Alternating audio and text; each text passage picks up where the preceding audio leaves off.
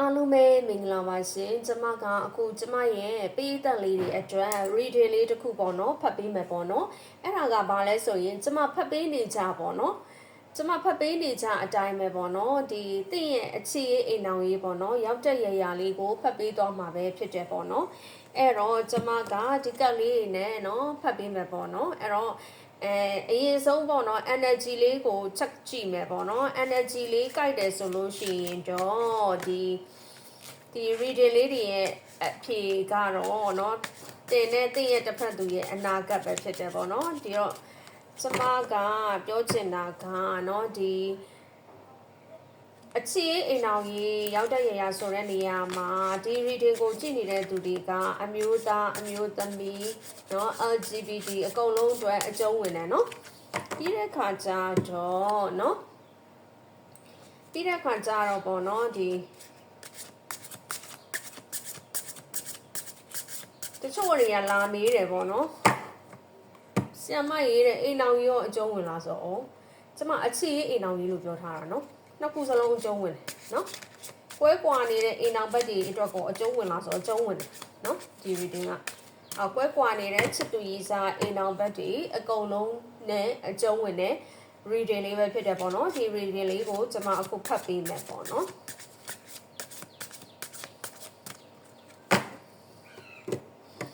အဲ့တော့ကျမ reading နည်းနည်း short reading လေးပေါ့နော်ခက်တူတူလေးပဲဖတ်ပေးမယ်နော်အဲ့တော့နော်ကတ်လေးတွေကိုချိုးလိုက်မယ်ဟုတ်ပြီအဲ့တော့ပထမဆုံးတဲ့ရဲ့ energy ကိုအရင်ဆုံးကြည့်မယ်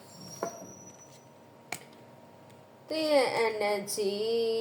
နော်တဲ့ရဲ့ energy ဟုတ်ပြီတဲ့ရဲ့ energyနော်တင်းရဲ့ energy ဟုတ်ပါပြီတဲ့နော်ဟုတ်ပါပြီတဲ့အဲ့တော့တင်းရဲ့ energy ကတော့ကျမမြင်တာကတော့ဒီမှာပေါ့နော်ဒါကတော့တိတ်ပြီးတော့အခုလက်ရှိမှာဖြစ်စေအတိတ်ကဖြစ်စေပေါ့နော်ကျမပြောမယ်နော်အခုလက်ရှိဖြစ်စေအတိတ်မှာဖြစ်စေနော်ဒီ energy နဲ့ကိုက်တယ်နော်တချို့တွေကျတော့အတိတ်မှာဖြစ်ခဲ့တာနော်တချို့တွေကျတော့အခုလက်ရှိမှာကိုရင်ဆိုင်နေရတာပေါ့နော်နော်အတိတ်မှာဖြစ်စေအခုလက်ရှိမှာဖြစ်စေပေါ့နော် energy ကိုက်တယ်ဆိုရင်တော့ဒါဒီ reading ကတင့်အတွက်ပဲပေါ့နော်အဲ့တော့တင်ကလေတင့်တစ်ဖက်သူနဲ့ပတ်သက်ပြီးတော့အရန်ကိုနော်နာကျင်ခံစားနေရတယ်နာကျင်ခံစားခဲ့ရတယ်နော်အတိတ်မှာဆိုနာကျင်ခံစားခဲ့ရတယ်အခုဖြစ်လက်တလုံးဖြစ်နေတဲ့သူတွေလည်းပါတယ်ကျမပြောပြသားနော်အတိတ်ကောအခုလက်ရှိရောဖြစ်နေတဲ့သူတွေအကုန်လုံးနဲ့ energy ကိုက်လိုက်မယ်ပေါ့နော်ကိုက်တယ်ဆိုရင်စက်ကြည့်ပေါ့နော်အဲ့တော့တစ်တစ်ဖက်သူနဲ့ပတ်သက်ပြီးတော့တချို့တွေကြတော့အတိတ်မှာနာကျင်ခံစားခဲ့ရတယ်တချို့ကြခုလက်ရှိမှာနာကျင်ခံစားနေရတယ်ဘာကြောင့်လဲနော်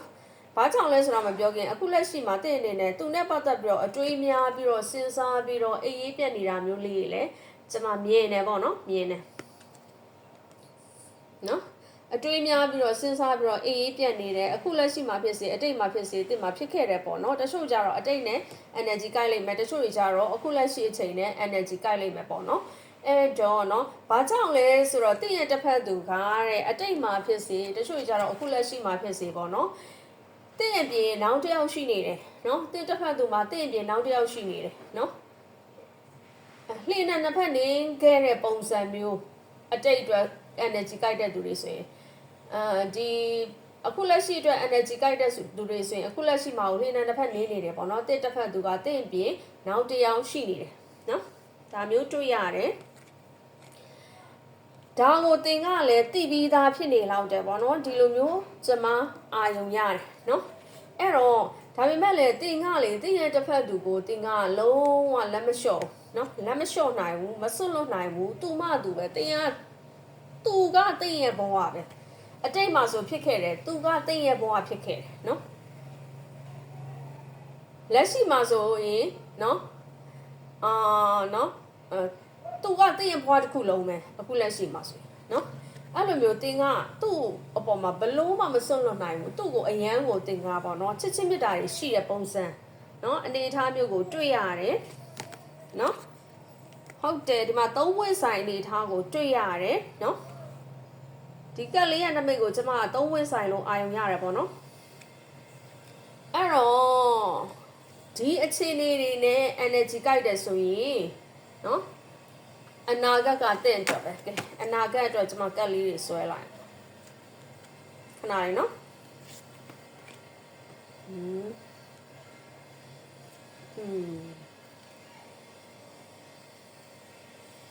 အနာဂတ်အတွက်ကက်လေးတွေဆွဲလိုက်ပါပြီရှင်ခဏလေးစောင့်ပြီနော်ခဏလေးစောင့်ပြီ Oh my god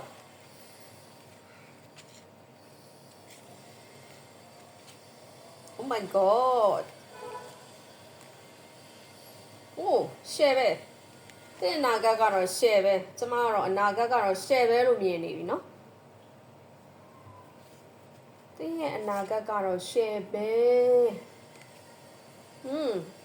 မိုင်းလိုက်လားအဲ့တော့ဒီဗီဒီယိုကိုမြင်နေဆိုရင်တော့သင်ကကန်ကောင်းနေပါပြီကန်ကောင်းနေပါပြီเนาะကန်ကောင်းနေပါပြီကန်ကောင်းနေပါပြီအရင်ကိုပျော်ရွှင်စရာလေးတွေပါကျမတော့ပြောတယ်အဲ့တော့ကျမစပြီးပြောမယ်ပေါ့နော်ကျမစပြီးတော့ပြောမယ်အဲ့တော့တင်တစ်ဖက်သူကလေဒီအတိတ်ကောအခုလက်ရှိရောဖြစ်နေတဲ့သူလေးတွေတို့ကျမထည့်ပြောထားတယ်နော်နောက်ပိုင်းမှာထည့်မပြောတော့ဘူးကိုယ့်ကိုပဲစဉ်းစားကြည့်လိုက်တော့နော်အတိတ်မှာဖြစ်နေတဲ့သူဆိုရင်အတိတ်မှာဖြစ်နေတာပေါ့နော်အခုလက်ရှိမှာဖြစ်နေတဲ့သူလေးဆိုရင်လက်ရှိမှာဖြစ်နေတာဒါပေမဲ့တင်တို့ရဲ့အနာဂတ်ကိုအခုကျမပြောတော့နော်အဲ့တော့အခုလက်ရှိမှာကိုတင်ရဲ့တစ်ဖက်သူကနော်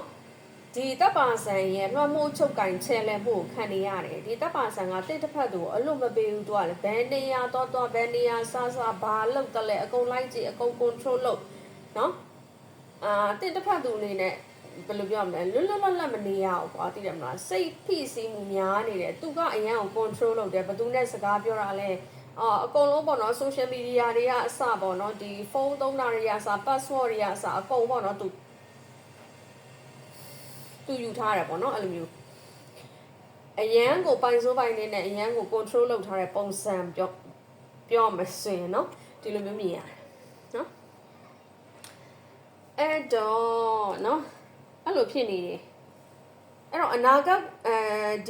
ဒီလက်ရှိအချိန်လေးနဲ့ energy ကိုက်တယ်ဆိုရင်လည်းအနာဂတ်ကိုစက်ကြည့်ပါရှင်နော်အဲ့တော့ကျမကဒီမှာအနာဂတ်မှာတော့အရန်နေကောင်းနေတဲ့အတွက်ကျမလည်းအရန်နေပြောပါတယ်နော်အဲ့တော့ကျမပြောချင်တာကတော့တင့်ရဲ့တစ်ဖက်သူကအခုလက်ရှိမှာပေါ့နော်အတိတ်ကဒီကျမပြောခဲ့တဲ့အဖြစ်အပျက်တွေဖြစ်ခဲ့တဲ့သူလေးဆိုအခုလက်ရှိမှာတင့်တစ်ဖက်သူကနောင်တရနေပြီတင့်ရဲ့မေတ္တာစေတနာတွေကိုသူ့အနေနဲ့ကသိမြင်သဘောပေါက်နားလည်လက်ခံလာနေပြီတင့်ရဲ့ချစ်ချင်းမေတ္တာတွေကိုသိနေပြီပေါ့နော်တကယ်လို့အခုလက်ရှိမှာဒီလိုအခြေအနေဖြစ်နေတဲ့သူလေးတွေအတွက်ဆိုရင်တော့အနာဂတ်မှာမဝေးတော့တဲ့အနာဂတ်မှာတင့်ရဲ့တစ်ဖက်သူကတင့်ရဲ့မေတ္တာစေတနာချစ်ချင်းမေတ္တာအစစ်မှန်တွေကိုနားလည်သဘောပေါက်လာလိမ့်မယ်နော်အဲ့တော့နော်ပြီးတဲ့အခါကျတော့လေတင့်ရဲ့ energy လို့ကျမဒီမှာမြင်နေပေါ့နော်အရင်က share ပဲတင်ကလေအခုတချို့တွေကြတော့အခုလက်ရှိမှာပေါ့နော်တချို့လူတွေကြတော့အခုလက်ရှိမှာကိုတင်ကဟိုပေါ့နော်စီးပွားရေးအထိုင်ကျနေတာစီးပွားရေးအဆင်ပြေနေတာနော်လုပ်ငန်းအထိုင်ကျနေတာနော်ပေါ့နော်ဒါမျိုးလေးတွေဖြစ်နေတယ်နော်အဆင်ပြေနေတယ်ငွေကြေးကအစပေါ့နော်အဲ့တော့တင်အနေနဲ့နော်ဘဝရဲ့ဒီဟိုပါပေါ့နော်အောင်မြင်မှုတစ်ခုပေါ်မှာရောက်ရှိနေတယ်ပေါ့နော်ငွေကြေးစီးပွားရေးနဲ့ပတ်သက်ပြီးတော့ဒါမျိုးမြင်ရတယ်တကယ်လို့မရောက်သေးဘူးဆိုရင်ရောက်လာလိမ့်မယ်ဒါတင်ရဲ့ future လည်းဖြစ်နိုင်တယ်နော်တချို့ဆိုအခုလက်ရှိမှာကိုအဆင်ပြေနေတယ်နော် energy ကိုက်ရလာတော့မသိဘူးအဲ့တော့အနာဂတ်မှာတော့ဒါလေးနဲ့ energy ကိုက်တယ်ဆိုရင်အနာဂတ်ကိုစက်ကြည့်လို့ရပြီတင်နဲ့တင်တစ်ဖက်သူရဲ့အနာဂတ်တော့ကျမအရန်ကိုဒီဟာလေးကိုကြည့်ရကျမအရင်စိတ်ချမ်းသာနေပြီအဲ့တော့တင်းအနေနဲ့တဲ့နော်အနာဂတ်မှာနော်တင်းနှစ်ရှည်လာများလိုလားတောင်းတနေတဲ့အရာဝတ္ထုဒါမှမဟုတ်ရင်လူပုဂ္ဂိုလ်ပေါ့နော်အဲ့ဒီတခုကတင်းဘွားတွေကိုပြန်ပြီးတော့ဝင်လာဖို့ရှိတယ်နော်အဲ့တော့နှစ်ရှည်လာများ separation ဖြစ်နေတဲ့သူလေးတွေဒါမှမဟုတ် separation နှစ်ရှည်လာများမဟုတ်ရင်တော့မှအနည်းဆုံးပေါ့နော်6လတစ်နှစ်ဒါမှမဟုတ်လည်း3-4လဘယ်လိုပဲဖြစ်ဖြစ် separation ဖြစ်နေတဲ့သူလေးတွေအနေနဲ့ကတင်းတစ်ဖက်သူကတင့်စီကိုပြန်ရောက်လာဖို့ရှိရပေါ့နော်အဲ့တော့ တော့ဒီမှာ judgment နဲ့အရင်ကောင်းတယ်ပေါ့နော်အဲ့တော့ဒါရှင်ပြန်ထမြောက်ခြင်းနော်နမိတ်ပေါ့နော်ဒီကက်လေးရဲ့နမိတ်ကရှင်ပြန်ထမြောက်ခြင်းဒီကက်နမိတ်အရာပေါ့နော်တင်းရဲ့တစ်ဖက်သူကနော်တင်းရဲ့တစ်ဖက်သူကနော်တင်းစီကိုပြန်လာမှာပြန်လာလိမ့်မယ်နော် new beginning ပေါ့နော်တင်းရဲ့အခြေရေးအိမ်အောင်ရေးမှာ new beginning ပေါ့နော်ပြန်ရလိမ့်မယ်အိမ်အောင်ကွဲကွာနေတဲ့သူတွေဆိုရင်ပြန်ပြီးတော့စုံစည်းရမယ်ပြန်ပြီးတော့ပေါင်းသိရတတ်တယ်ပေါ့နော်အဲ့တော့အခြေရေးမှာဆိုရင်အခြေရေးမှာလည်း new beginning ပြန်ပြီးတော့ချစ်သူကြီးစားဖြစ်ပြန်ရောက်ရှိတာပေါ့နော် new beginning တစ်ကနေပြန်စရတတ်တယ်နော်အဲ့လိုတစ်ကနေပြန်စပြီးပြီဆိုရင်တဲ့တင်းကသူ့စီကခိုင်မာတဲ့ဂတိကဝတ်တစ်ခုခုရလာလိမ့်မယ်တဲ့နော်အဲ့တော့နော်အရန်ကိုကောင်းနေကတ်လေးတွေနော် energy claim သွားနော်ဒီဗီဒီယိုကိုတွေ့ရင်ဒါသင်ကန်ကောင်းပြီပဲနော်ကျမလည်းဒီလိုပဲဖတ်လိုက်တာနော်ကန်ကောင်းတဲ့သူတွေတွေ့မှာပဲဒီဗီဒီယိုနော်အဲ့တော့ခိုင်မာတဲ့ဂတိကဝတ်ရတဲ့အပြင်ပေါ့နော်အခုကျမခုနကပြောသလိုပေါ့နော်ကွဲကွာနေတဲ့အိမ်အောင်ဘက်ကိုနော်ဒီပြန်ပြီးတော့တန်းတားနေတဲ့သူတွေပြန်ဆုံစည်းချင်တဲ့သူတွေကြတော့ဒီအိမ်အောင်ဘက်နဲ့ပြန်ပြီးတော့ပေါင်းစည်းရတတ်တာမျိုးနော်ကွဲကွာနေတဲ့ချစ်သူရီစားကိုပြန်ပြီးတော့ဒီ EH ကိုပေါ့နော်နော်အိမ်အောင်ဘက်ဖြစ်ဖြစ်ချစ်သူရီစားဖြစ်ဖြစ်နော်ပြန်ပြီးတော့တန်းတားနေတဲ့သူတွေပြန်လဲပေါင်းစည်းရမယ်နမိတ်နော်ဖူးစာကန်ထိပါတယ်ချစ်သူရီစားတွေဆိုရင်အိမ်အောင်ကွဲနေတဲ့သူတွေပြန်ပြီးတော့ကိုယ့်ရဲ့ ex husband ex wife ကိုနော်ဒီပြန်ပြီးတော့နော်ပြန်ပြီးတော့သူနဲ့ဆုံစည်းချင်တဲ့သူတွေအတွက်ကပြန်ပေါင်းထိုးရတတ်တယ်နော်အဲ့တော့ပျော်ရွှင်တဲ့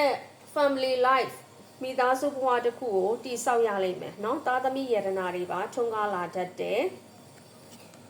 ရန်ကောင်းနောက်တစ်ခုကလေကျမဒီမှာတွေ့တယ်ဒါကတော့တင့်ရဲ့နမိတ်ဖြစ်မယ်သိလားတင့်ရဲ့နမိတ်အတင်းရဲ့future မှာဘာဖြစ်မလဲဆိုတော့တင်ကလေလိုတရတဲ့သူတယောက်ဖြစ်လာလိမ့်မယ်လိုတရတဲ့သူတစ်စေတနာတင်ကြံပြန်ပြီးတော့အကျိုးပေးမဲ့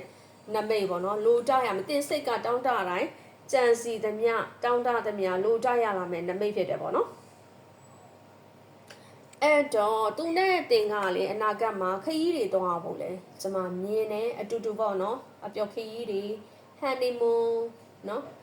ဒါမှမဟုတ်အပျော်ခီးเนาะအဲ့တော့ပြည်တွင်းပြည်ပခီးကြီးเนาะနိုင်ငံခြားအထိပါခီးတွေအတူတူထွက်ရတတ်တယ်ပျော်ရွှင်ရွှင်နဲ့เนาะဒါမျိုးနမိတ်ကိုမြင်ရပါတယ်ရှင်အဲ့တော့နမိတ်လေးကတော့အရန်ကိုကောင်းနေတယ်เนาะအဲ့တော့ energy လေးတွေလည်း claim သွားပါရှင်เนาะအဲ့တော့အားလုံးပဲဒီ video လေးကိုကျင်းနဲ့နှစ်သက်ကြလိမ့်မယ်လို့ညွှန်လင်းပါတယ်ရှင်အားလုံးပဲချစ်တဲ့သူနဲ့ပေါင်းစည်းနိုင်ကြပါစေရှင်